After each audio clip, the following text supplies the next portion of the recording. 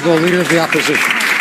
Mr. Speaker, that question was for the Prime Minister to answer for his insulting comments. Why is it that every time he makes a mistake or says something stupid, he has to leave it to other ministers to defend his answer?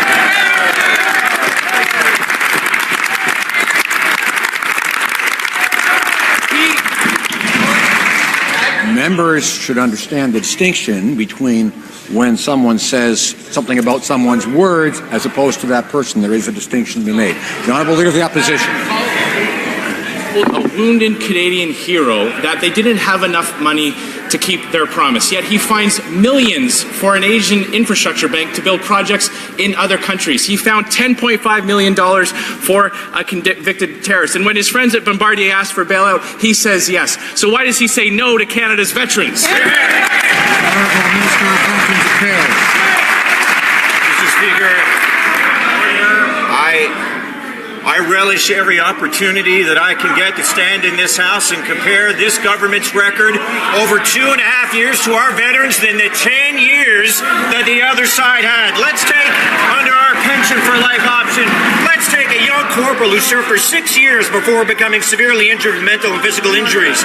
He or she would receive nearly $6,000 in financial support each month, partly in recognition of pain and suffering, and partly in income replacement. However, Pension for Life is about so much more than just money. It's about respect.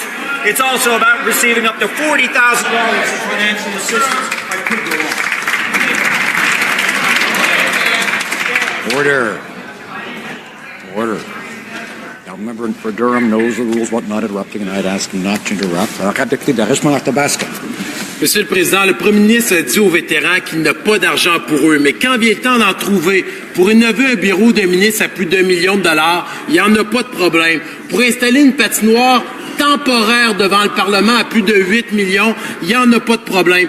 Pour se payer des vacances illégales de plus de 200 000 $ reconnues par la commissaire élective comme un flagrant délit de la loi sur l'éthique de l'éthique et des conflits d'intérêts, il n'y en a pas de problème. Est-ce que le premier ministre peut faire ce qu'il se doit et rembourser les 215 000 $ qu'il a pris dans les poches des honnêtes travailleurs canadiens? Immédiatement après le dépôt du rapport de la commissaire, le Premier ministre a assumé sa responsabilité. Il a accepté ses conclusions. Il s'est engagé à soumettre à l'avenir au commissaire ses projets de vacances personnelles ou familiales. Nous acceptons, l'ex-commissaire a reconnu que ces dépenses sont engagées dans le cadre de fonctions du Premier ministre. Le Premier ministre continuera à travailler avec le commissaire pour faire approuver ses prochains projets de vacances. Merci, Monsieur le Président. Député de Richmond-Athabasca. Le Premier ministre a été reconnu coupable de 4 articles de loi sur la loi sur l'éthique et les conflits d'intérêts. C'est pas rien, c'est une première canadienne. Si le Premier ministre est si conscient de ce qu'il a fait, qu'il paye les conséquences de son geste, qu'il rembourse l'argent des honnêtes Canadiens et Canadiennes, le 215 000 $ qu'il a pris dans leur poche, des gens qui travaillent fort. Et si le premier ministre n'est pas convaincu, je me suis amusé en fin de semaine à faire un sondage. 94% des gens qui ont répondu au sondage considèrent que le premier ministre doit les rembourser.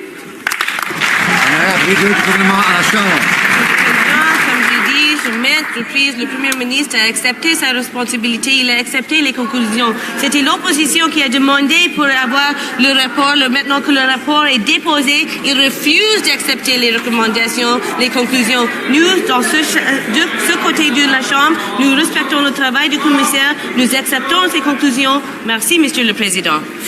Honourable member for Edmonton Strathcona. Mr. Speaker, now in their 3rd year in office, the Liberals have finally given notice they'll bring forward legislation for the assessment and approval of major energy projects. They promised to immediately review Canada's environmental assessment processes and